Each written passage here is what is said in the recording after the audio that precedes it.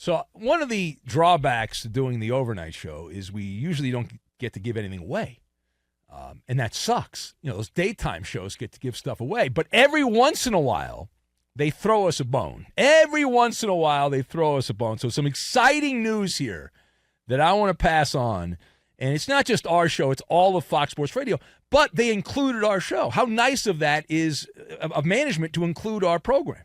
So Fox Sports Radio has teamed up with our friends at tirerack.com. You hear us talk about tirerack.com a lot. It's a good company. They've got a good product. Everyone needs tires these days, right? And that's just the way it is. And so to give away a set of 4, not 1, not 2, not 3, a set of 4 brand new tires.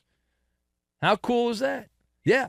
Valued at up to $1,500 every 2 weeks. So it's not just a one-time giveaway. No. Every 2 weeks. Every 2 weeks during this summer. And that's right, 3 lucky listeners will receive a set of 4 tires plus installation, taxes, and fees, valued at up to $1,500. And it can be yours. Right? Yeah. It's the Summer of Tire Rack Sweepstakes. Enter daily at foxsportsradio.com to increase your chances to win. Yes, you. Not him or not him. They're not eligible. But you can register to win every single day to improve your chances. A winner will be selected every 2 weeks between now and August 27th for a set of 4 brand new tires. Here's the key part. Listen closely. To enter, here's what you do. All right? Get the rules and enter. Visit foxsportsradio.com. And I would really like somebody that listens overnight to win, because it would upset management greatly if that happens. So I'm pulling for you, the overnight nocturnal listener, to win these tires. It's sponsored by tirerack.com, the way tire buying should be. Again, if you want to enter, foxsportsradio.com, enter every single day, all summer long, and you can smell the rubber of brand new tires. And you can thank your friends at tirerack.com and Fox Sports Radio. Colts owner Jim Irsay popped up on social media and randomly addressed the ongoing drama-o-rama involving running backs. That's my running back in the NFL, saying, Jim Irsay, that the position wanting to renegotiate the collective bargaining agreement, the old CBA, 3 years into its long term is, quote, inappropriate, Irsay stated, and that some agents are selling bad faith. Got to have faith. Well, bad faith here. Bad faith. So those are the two big nuggets, inappropriate and bad faith from Jim Irsay. Now, that led the agent for Indy's star running back, Jonathan Taylor, to respond. The agent said, bad faith is not paying your top offensive player. That was the rebuttal. So let us discuss the question on this one. Why did Jim Irsay break his silence on running backs? So I have Dairyman, Peter Gabriel, and toothbrushes. And we will combine all of these things together, and we are going to make a jumbo-sized value meal is what we're going to make. All right, so number one. Things are getting a bit peppery with the owner of the Colts.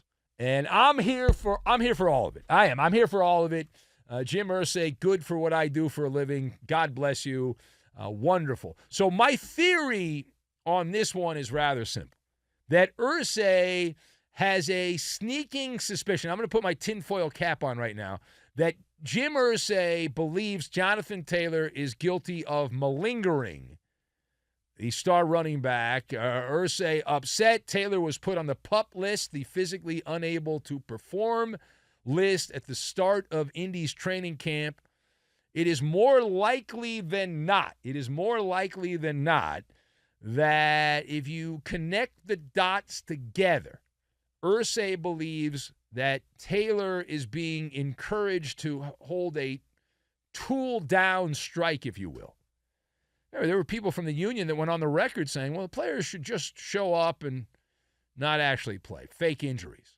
is what they said. Now, Taylor has plausible deniability, and many people will say, you're wrong, Ben. What are you talking about here? Because he did have an operation on his right ankle, Jonathan Taylor, back in January. He was expected to be ready for the start of camp, though. That's what we had heard. And after reading the calls for running backs to fake injuries, Irsay likely putting 2 and 2 together and thinking that that's 4, but maybe it's actually 6, maybe it's only 3. Who knows?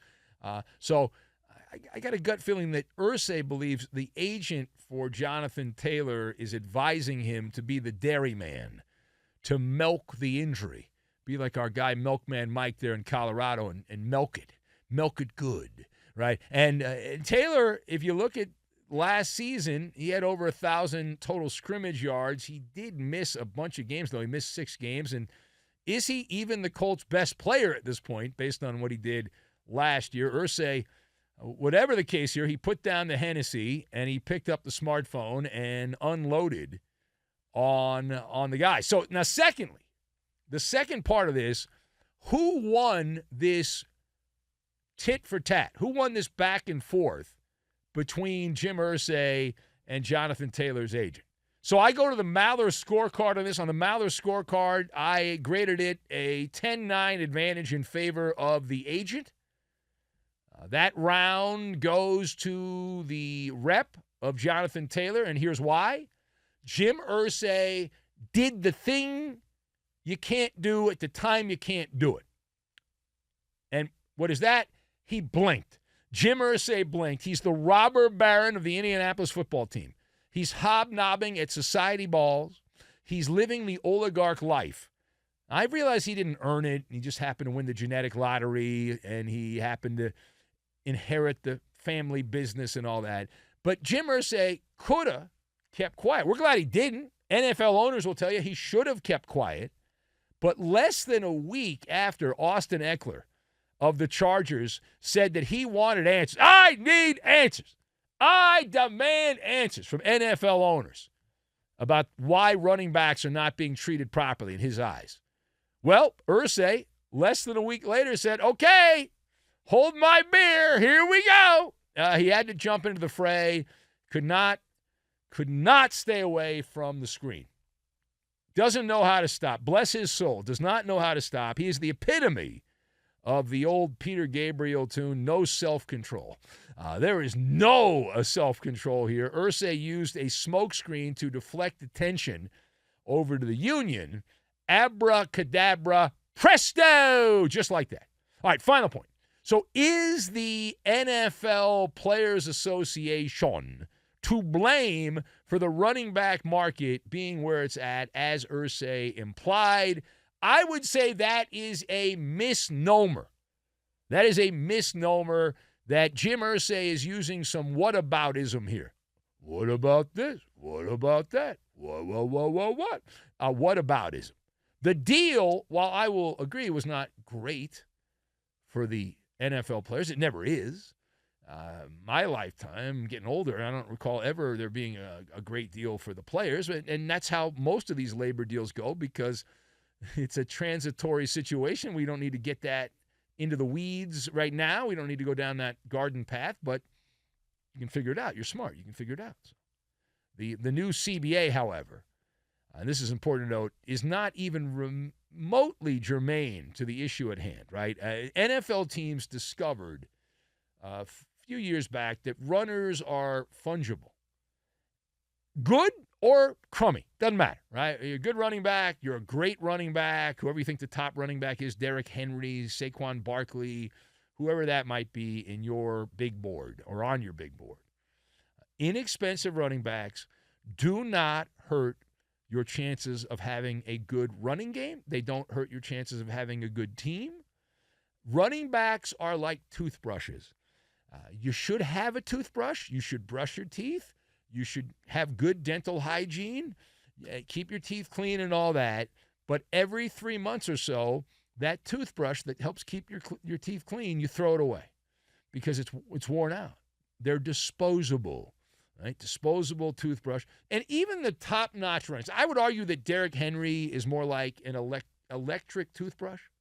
He's not a throwaway toothbrush. He's an electric toothbrush. But even the electric toothbrushes, you have to replace the top of them.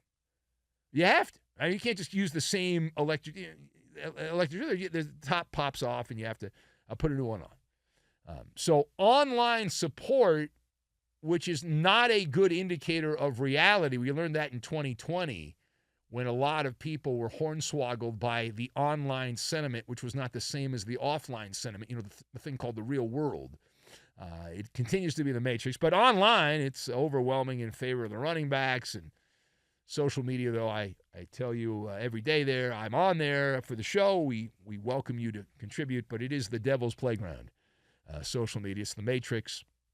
The real world is where I like to spend my time, and in the real world, I don't know anyone that's texted me, any of my friends, and boy, I can't believe the running back market. This was really bumming me out.